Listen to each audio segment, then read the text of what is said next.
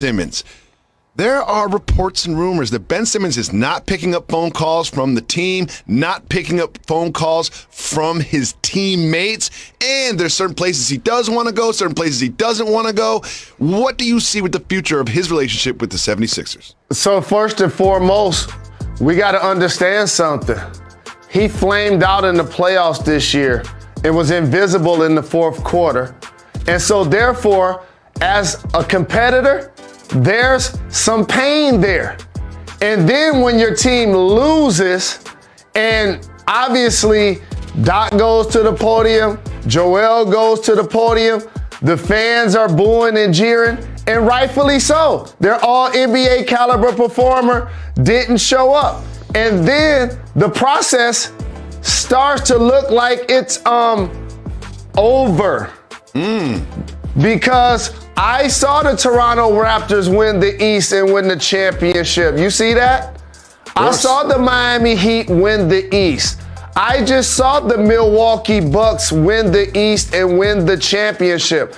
I don't believe they're getting closer to winning the East, even though they had the number 1 seed last year. Let me tell you the ways. The Nets are going to be healthy this year, right?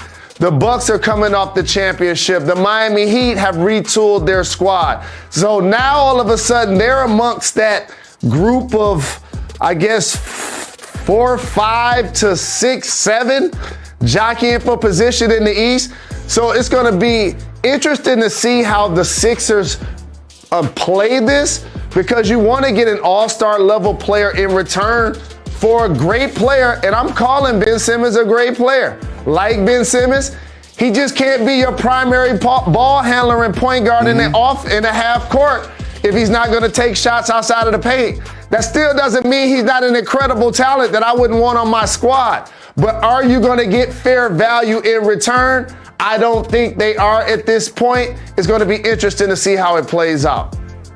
Jalen, I've always loved Ben Simmons' game. I love defenders and I love passers, and he is great at both. Let's not forget, he was second in Defensive Player of the Year voting, number 2. So he's basically the second best defender in the entire league.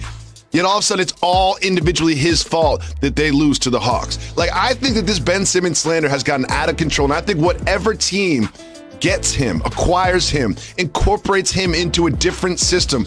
I don't want to see the Embiid Simmons movie again. I've seen that movie a few times. We all know how it ends. I want to see Simmons on a new team with different pieces around him, different coach, different philosophy, and I think that he will flourish on both ends of the floor. On both ends of the floor. I want to see this happen.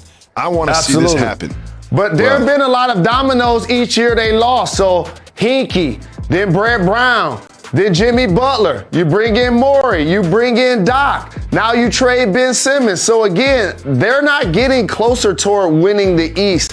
It's going to be interesting because they do have some really good pieces, but the East has just gotten better. Well, it will be drama. If he plays game 1 in the regular season, there'll be so much of a media microscope around them and his behavior and his performance that there will be drama. Is there some drama in Philadelphia, nothing to do with Ben Simmons? Is there some drama surrounding a Jalen? Your namesake, Jalen Hurts? Nick Sirianni, head coach of the Eagles, says he won't commit to Hurts being QB1 quite yet. We'll break that down and much more. You're watching Jalen Jacoby. We will not be having any Jalen disrespect. Honored to be on you guys' show, man. What's up, teammate? It's been too long. Oh, the great Jalen Rose. Thank y'all guys for having me on the show, man. I'm in the group text. Y'all didn't know it, huh? Yo, I got 7 Knicks jerseys on. I usually watch y'all while I'm on my elliptical. Today I'm there hanging out with y'all. Bong bong. Thank you, brothers. You with the wrong guys. It's all good though. I guess you'll learn your lesson, right? Yo, I be watching y'all every day. Y'all so crazy, man.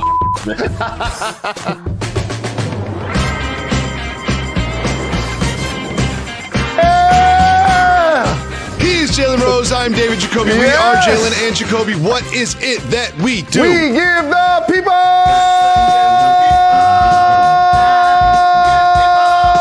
what they want. Football was back last night. It was so good to see the uniforms on television, although none of the superstars were wearing them on the field. But still, there were some very interesting revelations about the future of Dak Prescott and the Cowboys. We'll get to those, but we start, as we have for a few months now, with Aaron Rodgers and his future with the Packers. Remember, they said they were going to review Rodgers' situation after this season. Well, it seems like there's been some more rumors and whispers that if he were to, want to leave the franchise, that the franchise would facilitate that for him. Jalen, this keeps getting stranger and stranger. What is the future for Rodgers this year and moving forward? The bottom line is this is final year playing with the Packers. Now, how he gets from being under center playing quarterback to his next destination, that's going to be the turbulent part. Because if you're the Green Bay Packers, you're not just giving up Aaron Rodgers for nothing. They got to give you a lot in return. And I'm pretty sure there should be at least 20 to 23 teams that are jockeying for positioning right now to not only try to get Aaron Rodgers, but Devontae Adams. It's no secret that they've done well under Matt LaFleur the last couple of years. And I'm rooting for a terrific season out of Green Bay. Their defense is outstanding. Their team is complete. This may be the swan song for Aaron Rodgers to actually win a Super Bowl. What do you think, David Jacoby? I think this is pretty much the opposite of what Giannis Antetokounmpo did in the same state. Giannis had the opportunity to sign before the season started, or let that same contract, be with them after the season was over. What he did is he signed early. Obviously a good move. They won the championship, but it calmed down us in the media from discussing his future. It really just did everything to solidify his commitment to the franchise, which calms down his teammates, calms down us in the media, and just says, I'm going to be here, let's rock and get this championship. Aaron Rodgers is doing the opposite of that. He's like, I'm not going to be here next year. And when you think about the way he's been discussing this, he's not even being shy about it. Let's listen to a very telling comment from him in his latest press conference.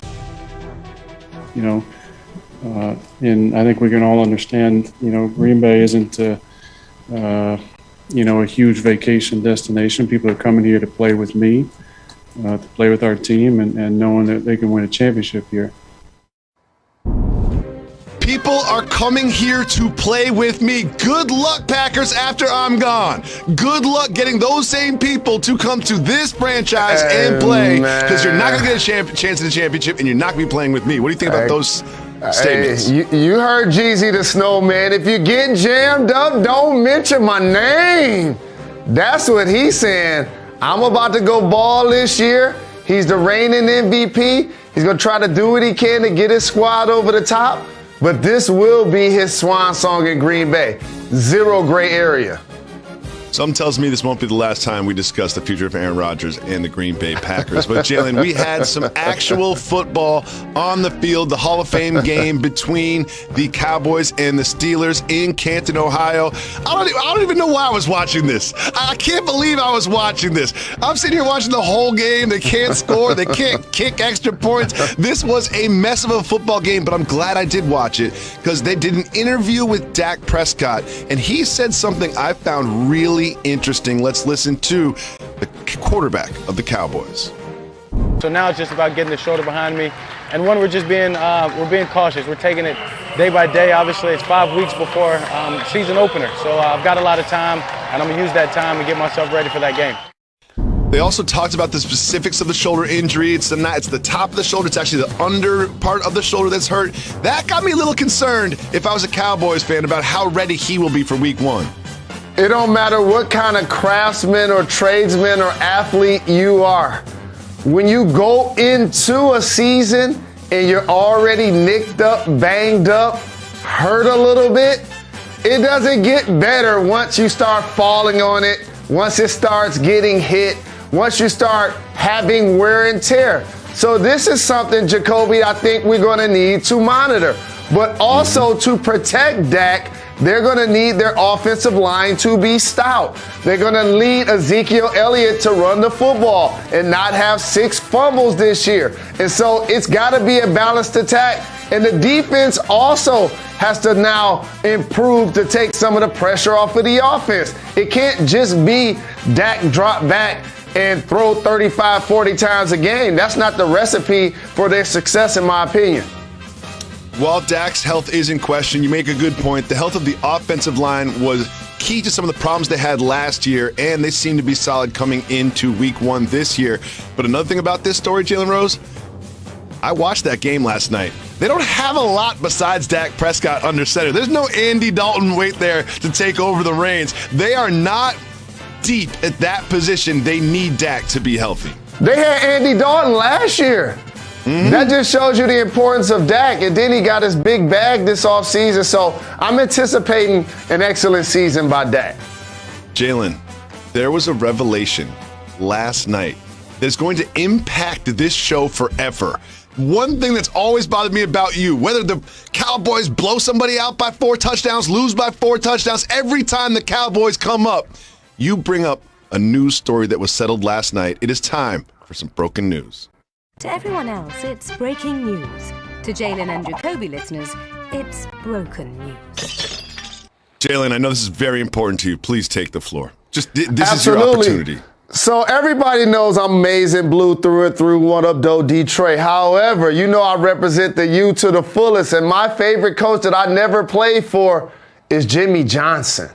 And he not only won a national championship at the U, but he also won a couple of Super Bowls with the Cowboys. And he helped resurrect their franchise after they let the legend Tom Landry go. And all of this time, you mean to tell me out of spite, my guy can get into the actual Hall of Fame, but not make the Cowboys Ring of Honor? Talk about all-time petty from one of your old school friends that you went to college with.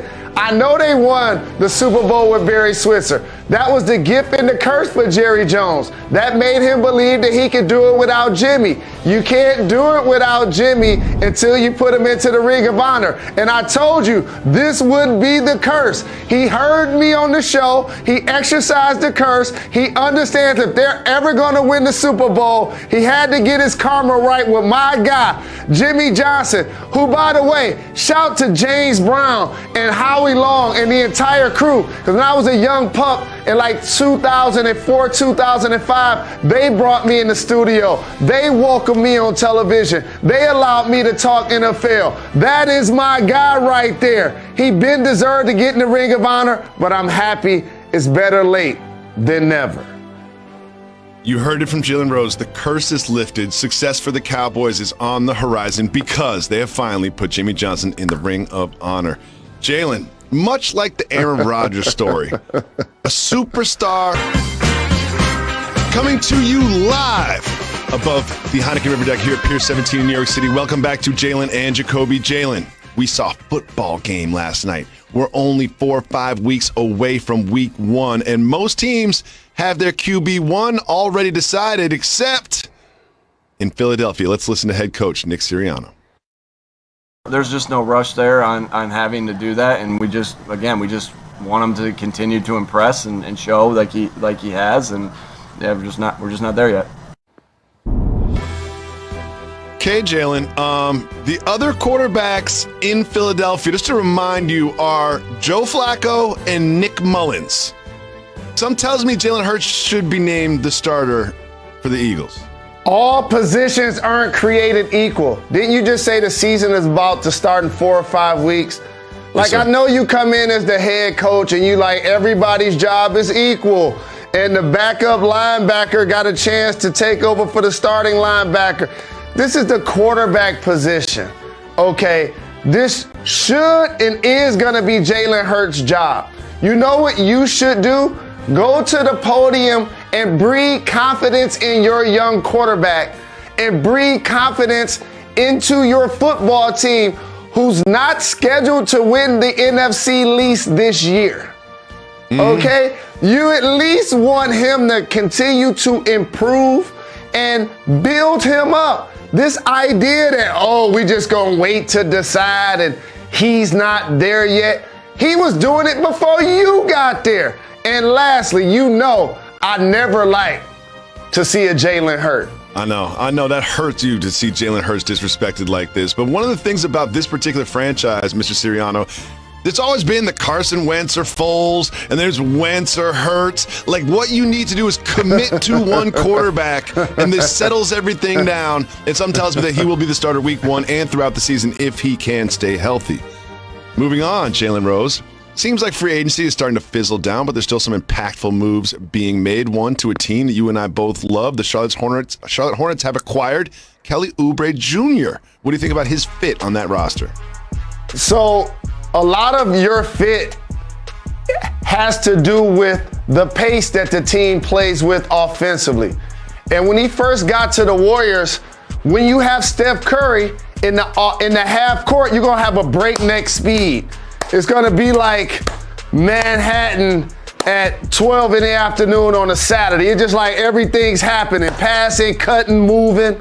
And so now when he goes to the Hornets, it's going to be more traditional. They play windshield wiper fast because LaMelo Ball continues to make sure the basketball has energy. And so now his offense is going to settle in. His percentages are going to go up. He's going to be a defender and a scorer and a finisher for the Hornets. And again, I'm liking what I'm seeing overall from the Eastern Conference.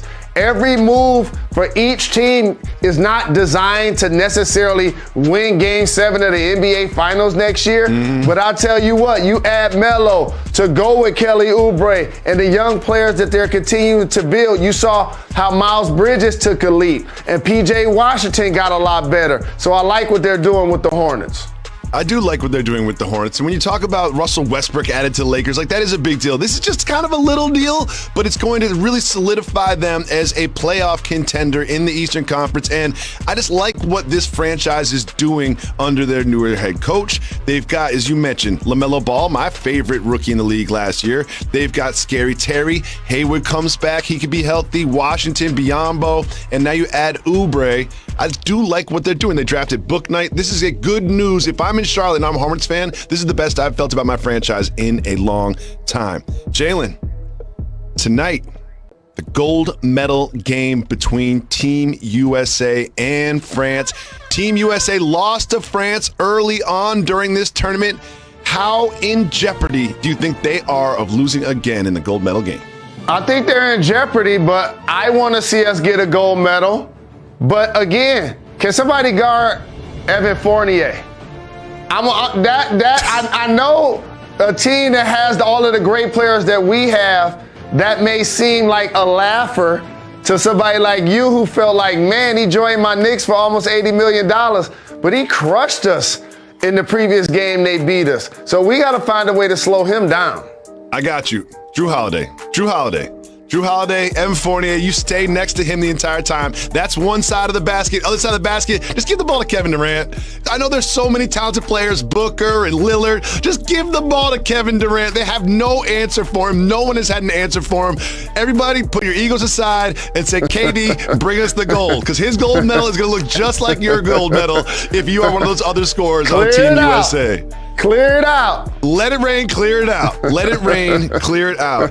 As we get to the end of free agency, it's time for you and I to sort of take a 3,000-foot look at exactly who are some of the winners, who are some of the most impactful deals, and we will do that right after this on Jalen Jacoby. Probably 30,000 foot was more appropriate.